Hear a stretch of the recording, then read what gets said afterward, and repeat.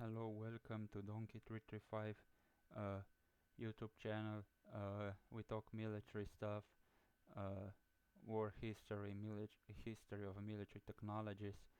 Today I picked the team as a T72, pretty famous one, pretty a lot talk about, pretty easy to research. I picked it because my channel is new, is fresh. I have couple of videos, 3 videos of me actually talking. I have some old videos uh, on without me talking on, but now I started to talk about things I'm interested in, which is military, uh, military technology, wars throughout history and so on.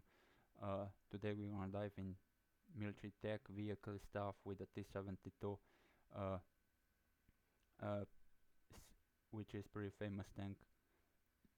So extensive use since if it since its introduction from a few famous ones, the Desert Storm operation by the Iraqi Republican Guard in the T-72M version, which was a downgraded of this one that you see on screen, T-72A, and because the Red Army's Soviet Union, still Russia, sold a downgraded vehicle of the one they have because they didn't really trust those people, but they still sold them tanks.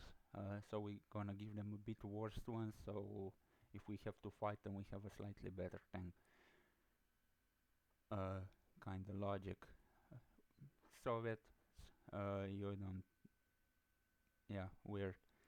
But let's go to the T-72.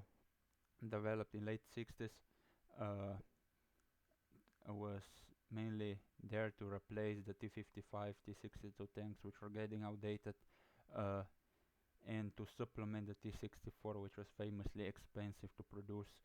Uh, it's a low-profile tank, like standard Soviet Cold War design, and then still later Russian design tanks. To have a lower profile, smaller silhouette, smaller tank, uh, you know, harder to see at the distance, harder to hit at the distance. This was general Soviet tank philosophy of the time. That's why Russian tanks are cramped and small. These have some good sides to it. Of course, it's harder to see it. Smaller target, harder to shoot. But if it gets shot, if it gets penetrated, you have a big problem because the crew is a lot more cramped inside, a lot more closer inside. So anything going off, as I said already in my previous video, inside the smaller tank is much more likely to injure, eliminate more of the crew members than if than in bigger, more bigger Western tanks where you have more space around it. You might see this as a small thing, but once you are a crew member and your tank is hit, also something small like this gets really important, really fast. Um, yeah, uh, Option B is you get turned into pink mist because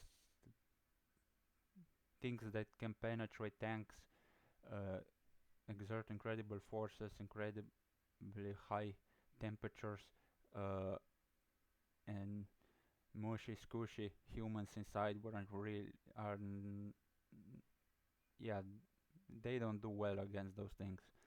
Uh, so back to the T-72, was simpler than the T-64, as I said, because Soviets relied on that mass of armor like they did in Second World War with the T-34. Uh, they still went of that logic to use uh, large quantities, large mass of armor to overwhelm the enemy with sheer quantity. But also, T-72 had a powerful gun. It outgunned NATO tanks uh, of the time when it came out in 1970s. It uses different ammunition, high explosive ammunition, APFSDS ammunition, heat which is a shape charge warhead. APFSDS rounds are basically a dart, a metal dart that penetrates the armor really effectively with using kinetic energy. This is what most modern tanks use as their main anti-tank armor because of the ERA and composites being used on modern tanks more frequently, which disturb the heat projectiles.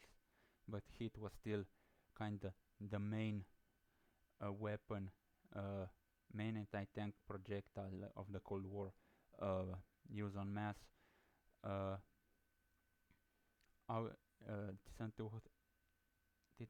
T72 has a carousel autoloader, which loads the 120mm main gun, smooth bore main gun.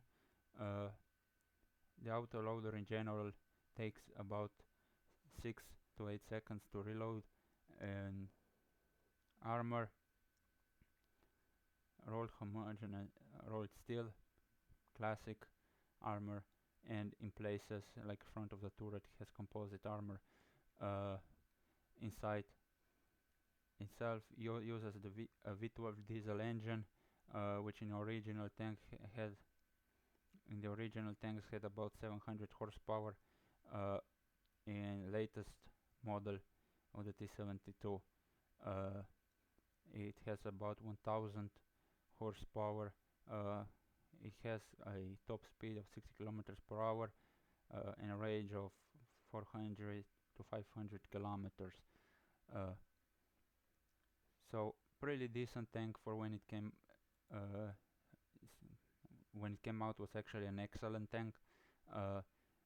Right now is on the decent side, more for if you are not fighting a Western First World military. The T72 is going to do you well. Once you come up against more modern Western designs, the T72 platform gets pretty old, pretty fast, because Western tanks are much more modern, much more advanced, use thermal imaging sights, better sensors, and so on. This is then some variants of the T72A, of the T72, T72A. This on the screen has composite armor. Introduced Concat. Then we have T72B. It introduced Contact 1 ERA and ATGMs that were fired through the main gun. And T72 B3 and B3M are modern. Current backbone of the Russian army have relic ERA armor.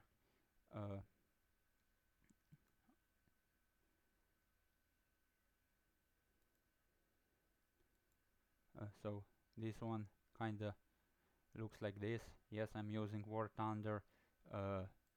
It's free. Don't make fun of my current situation in War Thunder. I don't play it much.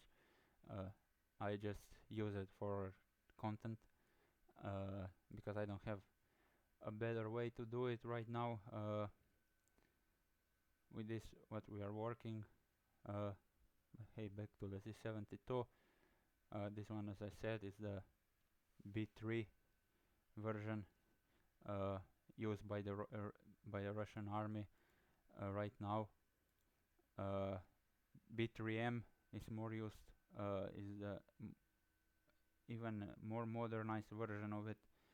Uses thermal imaging, relic ERA, better engine. This one is the one with 1000 horsepower engine. Then there were many exports, as I mentioned before, uh, or I didn't, probably. The Iraqi army used the T-72M during the Operation Desert Storm, famously uh, pretty badly smashed by the US Army. Uh, but that's what happens generally when you fight the US military on their own terms. Uh, they bring immense uh, air superiority, immense recon assets, much better technology, uh, and the T-72M was outdated already. Uh, as I said about the Iraq War, the Desert Storm operation, uh, T-72 was used in Yom Kippur War, uh, but uh, was and then was used in Iran-Iraq War by Iraqis against chieftains. Funnily enough, uh, it got its intended clash with the Western armor, but they got both lost a bit, so to say, outside of Europe. Uh, as I mentioned, Gulf War, Chechnya was used by the Russian army. Uh, in Chechnya case, Grozny chase, really brutal effect. Uh, in urban combat, with Syrian civil war, heavily used by the Syrian army, by the rebels, uh, and currently, famously, Ukraine war, where the T-72 is pretty common on the both sides, the backbone of the Russian army. Uh, Funny enough, in Ukrainian army, you're gonna see much more T-64s. The reason is because T-64 was kind of seen as by the Soviets as the better tank on its basis, and during the times of Soviet Union, it was forward deployed in Ukraine to be closer to the front lines. That's why once the Soviet Union collapsed, many of those T-64s remained in Ukraine and were adopted by the Ukrainian army. Uh, Good side of the T-72 is cheap to produce and maintain, easy to repair. Many Russian systems Soviet systems are designed to be used by by badly trained conscript army. Uh, it's easy to transport as well because it's smaller, it's much lighter than Western tanks, which allows it to go in terrains through certain terrain features, bridges, things like that an Abrams or a Leopard can't because of weight. As simple as that. Uh, Currently, T-72 is used by 40 countries in its different versions, these different variations. Uh, for me, because I'm Slovenian, one close to me is the M84, which is currently in the reserve of the Slovenian army. Slovenian army doesn't have active, in active use any tanks, but in reserve we have the M84. Is still being The T-72 is still being modernized by Ukraine, by Russia, and other countries. Right now, it suffers because of drones. In Ukraine, drones on another team, because tanks that face drones right now weren't built to fight drones. Even T-72B3 that is on the screen right now, that was an upgrade package in 2010s, uh, wasn't built to fight drones. Drones are newcomers on the block. There are certain systems that can help with that, like electronic warfare systems that are being kind of DIY mounted on tanks by Ukraine and Russia mostly right now. Then our active protection systems, uh, which don't make tanks still, they don't make them invincible, but instead of throwing one or two drones to knock out a tank, you need to saturate that ERA, no, sorry, not ERA, APS, actual protection system. With more drones, you need to throw instead of 20 or more drones. This is the biggest issue right now with the T-72. It was never made, as I said, to fight drones. Drones are seen as a weapon, especially cheap drones, as a actual battlefield system for maybe 5 years now, at maximum 10 years. Nobody expected them to come up as fast as they did. They basically evolved inside the Ukraine war, and they are destroying T-72s left and right because of that, because T-72 was never made to fight them. The whole army is maybe, not maybe, the whole army, whole military system wasn't prepared for drones. And big armies take time to evolve, time to adapt for new things. Infantry wasn't ready for drones. Artillery wasn't ready for drones. Air defenses weren't ready for drones. Logistics, things like that. The whole military wasn't ready for drones, wasn't prepared for drones. That's why they have such a big effect in Ukraine, especially because both sides don't have as good as electronic warfare capabilities, air defenses to cover enough of the front to protect against drones. And the same is still true in the West, of course. Hasn't is changing, but it's changing in my opinion a bit too slow. But here we are. Again, as in the previous video, we got lost into different topic. T-72, a legendary tank, a famous tank because of its many uses in war, in its wide adoption. Many people, when you mention them a tank, they think of a T-72 as the first tank they think about it. So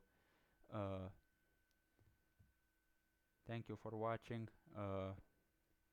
I did my best here. I'm still learning. If you comment down below what I should do better, I will. Probably a better research next time. So this was my rambling about the T-72 with some notes about data, about certain information about the tank. So my opinion, T-72 is still a decent tank, especially this one is still a capable tank, not special, isn't special really, still offers decent capability, especially for things like infantry support, for direct fire support, for suppressing enemy infantry in general. It can still do it well if it's protected well, if other components of a force do their job. It still can do its job, but it's an older platform. It's showing its age right now for some time, but many countries still use it because it does its job. It's cheap and it's reliable. It's easy to repair. Also has a 3-man crew. So if you are a smaller country, you don't have such a big manpower pool, is better for you. And yeah, this is I should finish this video here. Thank you for your time. As I said, comment below what I could change, what I could do better. I will try to do it. Like, comment, subscribe, like a general spiel of YouTubers. Uh, is going to really help me, as this is my like third actual video worth watching. So thank you for your time, and goodbye, and to the next one.